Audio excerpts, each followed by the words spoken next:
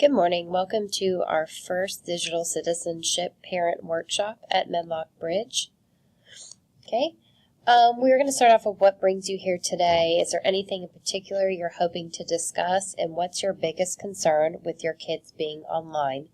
Obviously, because this is a recording, we can't do the face-to-face feedback. However, I can talk about what other parents have emailed me and talk about what I've heard parents asking me during our face-to-face session.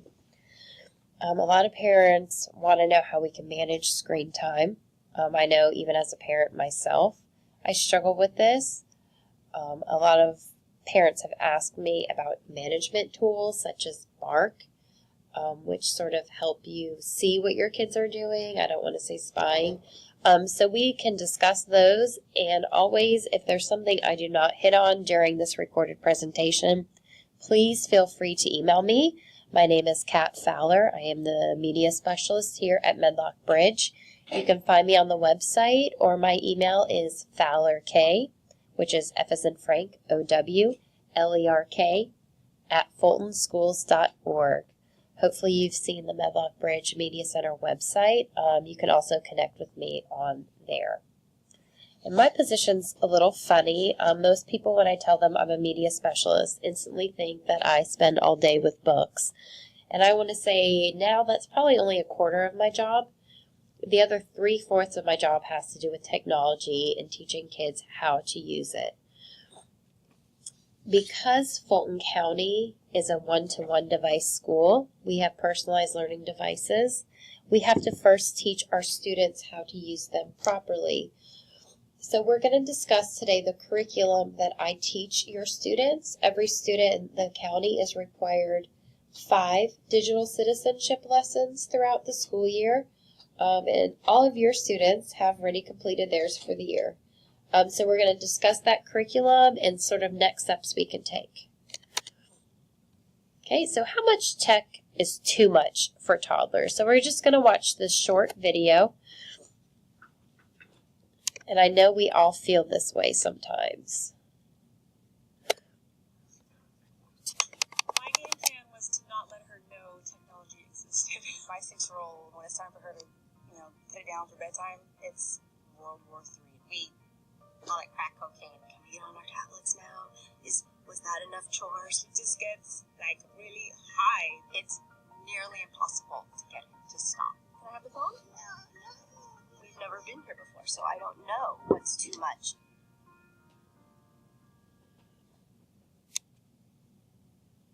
All right, so I know it was short, but it sort of hits on what we have to deal with. It's really funny when I'm teaching lessons to our students. I always ask, did I have to deal with digital bullying or cyberbullying when I was younger? And the kids say, oh, of course. I said, well, I didn't grow up with the internet, and they all gasp. So as parents, we're sort of the first generation of parents who have to deal with policing devices. And it's hard to have that balance. I personally have a 2-year-old and a 4-year-old, and we're just starting to see this now. And I know with the older kids, it gets a little bit worse. So look at this statistic from Common Sense. It says kids age 8 to 18 spend 7 hours per day with media and technology. That does include using it at school, but that's almost 8 hours a day, or a third of their day is spent with technology. So we need to make sure we find a balance, and when they're online, we have quality resources for them. In the last 2 years, the use of apps has jumped from 38% to 72%. Learn to make the most of your screen time. Now, you're going to see a lot of this right here with the commonsensemedia.org. This is a fabulous website, and I'm going to be referring back to it repeatedly throughout the session. So if you do not go to Common Sense, I'm definitely going to explore it with you a little bit later on, just to see what it's about, because it is a wonderful resource. It is established to help us as parents and students and teachers find that balance of screen time. Let me make my screen a little bit bigger here. So looking at these digital statistics, these are all related for teenagers, but this is from 2017. We will have teenagers one day, as scary as it seems. And if this is 2017 and 92% of teens are doing this, or 69% of teens receive messages from strangers, imagine what it's going to be like in 10 years when our 5-year-olds or 6-year-olds are 15 and 16, because technology has grown so exponentially in the past 5 years. Just imagine what it's going to be like in the future.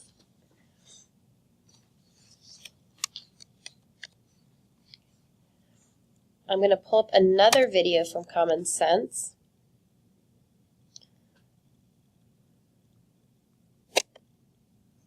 We teach them at a young age to use it as a wonderful tool. We got her a tablet for reading. That does not happen. She's inside the house all day, every day, on her pad, playing her games. We trusted her with what she was watching. And then they see something that's so graphic, can't explain why people are doing or even doing that. I just feel like I have to be very cautious about what he's exposed to. Okay, and this sort of is our guiding principle. When I'm talking to the students about using our devices, I ask them personally, when I'm handing you an iPad, how many people can you connect to with this one device? And most of them say, the little kids say 2 or 10, and then my older kids start saying a couple thousand, maybe 1 million. But truthfully, with that one device, they can connect to billions of different people throughout the world. At any given point, there's probably at least 1 billion people connected online. And it's sort of scary to think about that one device could really connect you anywhere. But it's also exciting that one device could take you somewhere that you could never go before. So we do have to have this guiding principle of balance. We have to make sure that we are balancing the good and the bad of the internet. We have to make sure our children are balancing being outdoors, using their tablets. So it's all about balance and making it quality. Okay, and here I'm going to go back to my commonsensemedia.org. This is the curriculum that I teach the students when they're doing digital citizenship. They have different lessons ranging from how to stay safe online, how to create a great password. We do stranger danger online, just like we used to when we were little, do stranger danger when we're going to the grocery store. This is a great resource. And at the end, I'm just going to explore it just a little bit with you so you can see some of the good qualities. Okay, now I keep saying digital citizenship.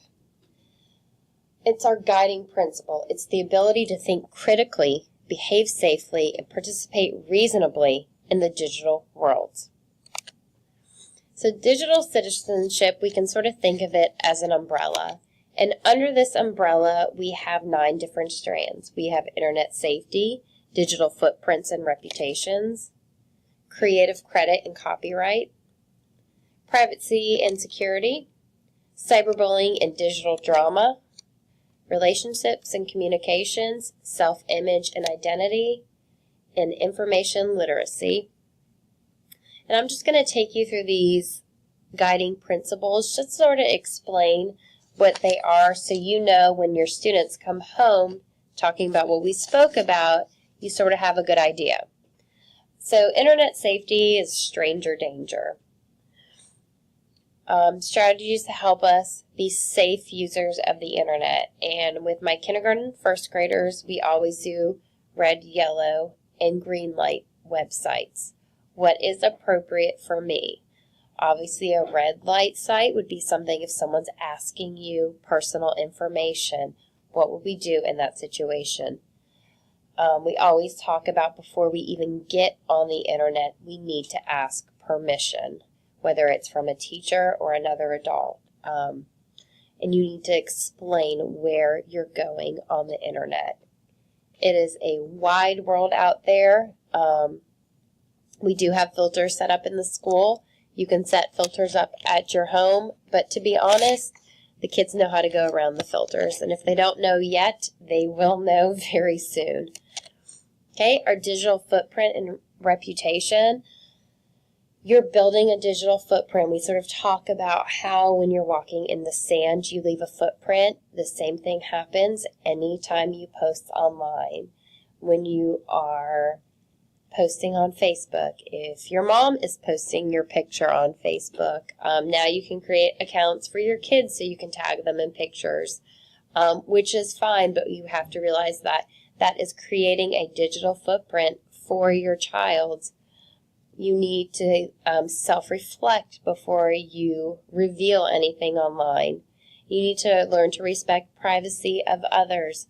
My older kids, we talk about before you post anything, before you take a picture of your friend, you need to ask permission. I know a lot of colleges now actually look through your profiles before they admit you. I just recently read an article about Harvard rejecting students after they had been accepted because they were posting inappropriate things on a Harvard listserv preparing for college. They actually retracted their offer into Harvard. So you know if you're getting into Harvard, those students are brilliant, yet somehow along the way, we sort of lose sight of the overall picture, and their digital footprint that they created was not what they wanted as their reputation at Harvard, so they retracted their offer. So it's important to think about it now so these lessons are instilled in your students' brains as they grow. We have privacy and security, how to create strong passwords. That's a huge lesson for the students. Self-image and identity, how the internet allows for you to be secret. I would never, and students would never, for the most part, tell you that you're wearing an ugly shirt today. But would they go online and post, can you believe the shirt Miss Fowler wore today? Oh, it looked awful. So we talk about the difference between speaking to someone directly to your face and seeing their emotions, hearing the tone of their voice, seeing your body language, and how it's different online. How one word can be taken the wrong way based on how you read it with different tones. All right, cyberbullying and digital drama. I know we hear about this all of the time. We are trying to instill in our students to be up standards, meaning helping others online rather than being a bystander and seeing other people bullying but being too afraid to say anything. So we talk about how to be an upstander to make sure that it's not being turned, that we become the target of bullying. So for our older kids, 3rd, 4th, and 5th grade, we go through different scenarios, how we could handle the situation. All of 3rd, 4th, and 5th grade have logins to a DigitalPassport.org. And there's different games that you can play, actually, that you can play with your students to take them through different scenarios that you'll see. It's called DigitalPassport.org. Their username is their student ID, and their password is their birthday. All of my older kids should know how to log in. So that would be a really good learning moment with them. We have relationships and communications, how to use your manners, being a good digital citizen. We talk about using the golden rule, do unto others as you want to do to yourself. And finally, information literacy. And this is really the part of my job that I teach all year. How to evaluate, identify, and use information effectively, and using the correct websites for information. And finally, creative copyrights. We cannot take other people's work and call it as our own. I know a lot of my older kids come in, and younger kids, go to Google image search, print out a picture, and slap it on their poster board and call it their own. So we talk about why that's incorrect. Principals want us to be responsible and respectful. That just doesn't mean as we're safe online, but also with our physical devices. We sort of live in the age of, well, if it breaks, I'll just buy a new one. So we're trying to, teach responsibility online and with our physical devices. Okay, and this is just a really good graphic of what it means to be a good digital citizen. When I'm at school, I'll use my device for educational purposes. I listen to my gut. I make good choices. I listen with my head. I make smart decisions. I listen with my heart. I respect others. And I stand up and say no to bullying. So this graphic really just shows everything that we talk about.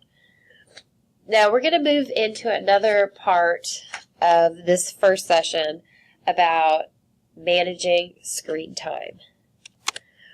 I found this little cartoon and it made me laugh. You can look at the mom, sort of mom bragging here. Ever since we got the touchpads, my kids aren't glued to the television. And sort of what do you first notice about this? I really like how the blonde woman looks like she's eye rolling. And if you look at the little girl, she looks exhausted. She's glued to her device and she's got bags under her eyes. So this sort of speaks volumes of what the world we're living in right now. Okay, we're going to watch a video. It is about 8 minutes long, but it's about managing screen time. If we were face-to-face, I'd watch it in little chunks and discuss as we're watching, but I'm just going to play it through right now so we can sort of see what it's all about.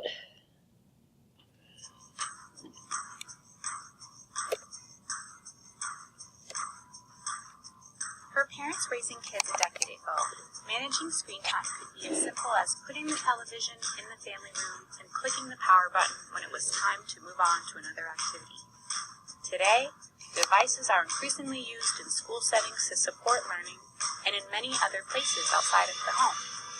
Plus, the sheer number of apps and devices and the fact that many are completely mobile can make managing kids' screen time seem like a nearly impossible feat. Although technology has a tremendous amount to offer, too much time in front of screens can interfere with kids getting enough sleep at night, or may even cause them to struggle in school or in social situations. Monitoring screen time is especially important for parents of younger kids. The American Association of Pediatricians actually recommends a limit of 2 hours of screen time a day for kids aged 2 to 18, and suggests no screen time for kids under 2. What are the reasons for these guidelines, and how can you figure out how to adapt and adopt rules that make sense for your family? Today's case focuses on how to effectively manage kids' screen time. In part 1, you will read Dr. Mark Barron's article, Putting Your Kids on a Healthy Media Diet. In the article, Dr. Barron highlights recent research studies on kids and screen time. In part 2, you will take a critical look at one commercial that advertises a device with a built-in function for screen time limits. The commercial paves the way for a conversation about different approaches for parenting screen time. There's an interesting article winding up in parents' email boxes these days containing an unexpected implied message from late Apple founder Steve Jobs. Manage your child's use of technology. A stunned New York Times reporter remarked, "So, your kids must love the iPad," and apparently Jobs replied that this, well, was not quite the case. "They haven't used it," Jobs replied. "We limit how much technology our kids use at home." Screen time seems to be taking over childhood.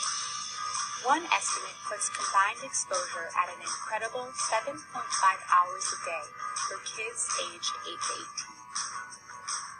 Surveys show that 72% of children go to bed at night in a room with at least one type of screen at their disposal. Hopefully, Jobs' intuitive remark is helping get at the message for parents. For their own well-being, we must monitor and educate children about how to use technology well. Study after study suggests that excessive screen time is associated with various negative outcomes. Topping the list: obesity, poor academic performance, aggressive behaviors, attention problems, lack of social skills, and inadequate sleep. Having electronics in the bedroom, including television or a cell phone, may rob a child of an hour of much-needed sleep at night. Too much media time potentially displaces other healthy pursuits, be it physical, social, creative, or academic activities. Now, a new study out of the University of California suggests that the amount of time kids devote to technology may inhibit their ability to recognize emotion.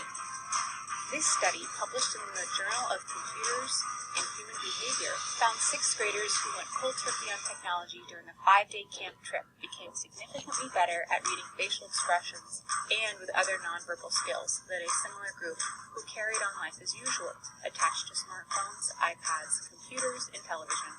This type of research is a wake-up call for parents as well as educators. The capacity to effectively process emotional cues is essential to personal, social, and educational success. As a species, we evolved to become productive social beings through face-to-face interaction. There is already plenty of research regarding what children do and do not learn about the social world through media, and evidence suggests that most kids learn better from live interaction than from screens. This is not to put the kibosh on technology. When used appropriately, it is wonderful. It's part of our lives and will continue to be.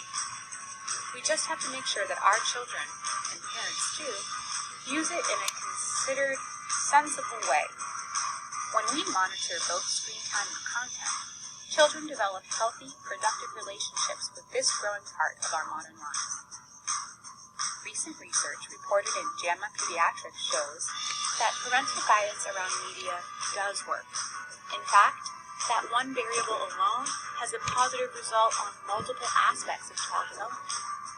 The study, which involved more than 1,300 third and fourth graders, demonstrated that parental monitoring of media has protective effects on a wide range of academic, social, and physical child outcomes. While more and more technology makes achieving this end a big challenge, it can be done. The American Academy of Pediatrics prescribes that total screen time for children 2 to 18 be limited to 2 hours a day. It also recommends none at all for younger children. Whatever works for an individual home, creating common sense, firm boundaries around media is a concrete step parents can take to help children thrive. Consider: is any information in Dr. Barron's article new or surprising to you? What are the biggest challenges to monitoring your kids' screen time? What do you think about the American Academy of Pediatrics guidelines? Why do or why don't they seem appropriate? Does the quality of the content or the type of screen time activity change the conversation? If so, how? How do you monitor screen time during playdates or at home? At others' homes? Do you think screen time rules should be different for older versus younger kids? How might you change your parenting approach as your kids get older? Watch this commercial for the Kindle Fire HD. Kids love tablets. A lot. Which is why the new Kindle Fire HD comes with Kindle Free Time that lets you set limits on how long your kids watch and play, and lets them know when their time's up, so you don't have to. The all-new Kindle Fire HD. Going back to managing our screen time, what's our immediate reaction to this commercial?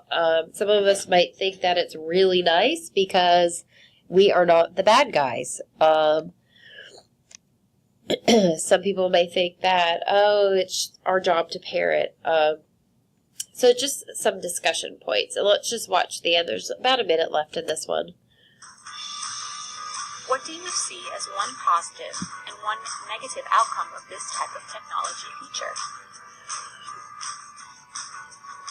What messages about parenting and technology are reflected in the commercial? The narrator says, free time lets you set limits on how your kids watch and play, and lets them understand when their time's up, so you don't have to. As a parent, does this idea make you feel comfortable or unsettled? Screen time is an important part of the equation, but it's only one component of monitoring kids' media use. Do you have any rules in your house about media diets other than just screen time? Okay, so this video actually raised a lot of points. I know for me personally, I have a 2-year-old and an almost 4-year-old, and when my first was born, we didn't allow him to touch technology at all until he was 2. Now, when the second kid came along, obviously they got it a lot more quick, and I, felt guilty about it, and I'm in a technology job.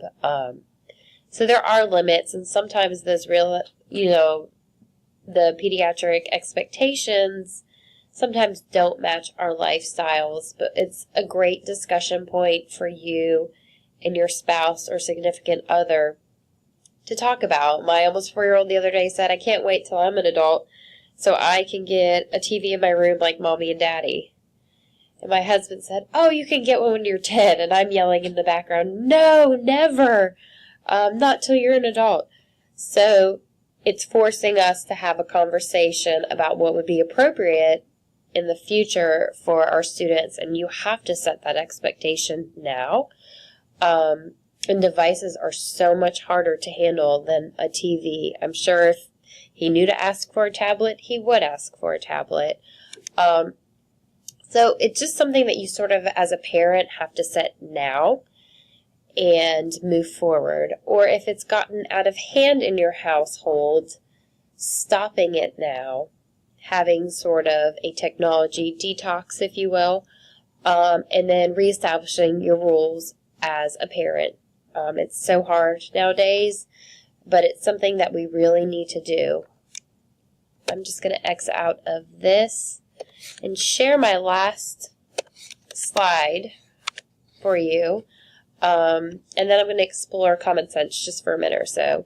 And do you know what the clouds are made up of? Sure, music files. And it's so evident of today that the students aren't looking up in the sky. They're looking down as they're walking in the clouds. So we just have to make sure that we are teaching them appropriately by going to just normalcommonsensemedia.org. This is a great site. You can see there's an area for parents, and you can filter what's appropriate. I know my parents personally wanted to take my then 3-year-old to go see The Secret Life of Pets. So I typed it in here, and I can see, sort of see what the reviews are, or if your kid wants a new video game, and it's going to come out and you weren't sure if it's appropriate or not, this is a great site.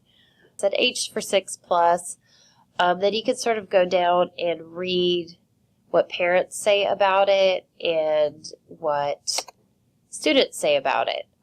So I know personally I started reading, when I was looking at the time, it said something about like your pets are trying to kill you. It was like, nope, can't go to that movie. But it's a really good place to go. They always post the new movies as well as the older ones like this. And you can see right here it says parents say age 10+, but kids say it's good for 7+. So you can see the difference on that. And let's just go back. You can filter by apps. You can filter by video games. You can even go down and say, I want to find something that's kid appropriate for my 6-year-old. So you can just change the range here, and you can find something that goes with it. So it's a really great website. So you can just go through and see what everyone thinks, where kids post, parents post. And it's just a really good website. And I know people were asking me to sort of discuss on monitoring your students online. So I'm just going to pull up This is a website from Common Sense. It says apps to help keep track of what your kids are doing online. There's a couple of different ones that people have asked about. I know personally someone asked me about Bark, where you pay a certain fee and it alerts you if your kids are on their devices late at night. It alerts you if there's any questionable content that's being pulled up. And every parent is different. All of us have different schedules. All of us have different things going on in our lives. This is not necessarily a bad thing, but you may not feel like you need it. But if you do think your family needs it, this is a really good place to go, and you can get honest reviews of what other people think. So if you're scrolling all the way down here, I was laughing at a comment yesterday down here. The very first comment, it's a 14-year-old boy. I'm 14, don't bother with parental controls. My dad set it up, and I figured it out 2 months later. And then down here, if you keep looking, there are some, I guess, parent shamings going on. Why do you need to track everything? And there's just differing opinions out there. So if you feel like something that you need, it's great. I really enjoyed this review of Mom of 3 Boys. Their parent or their students and sons know that they're checking. It's not a secret. You're not spying. And mainly what I want parents to take out of this is it opens up discussion in your family.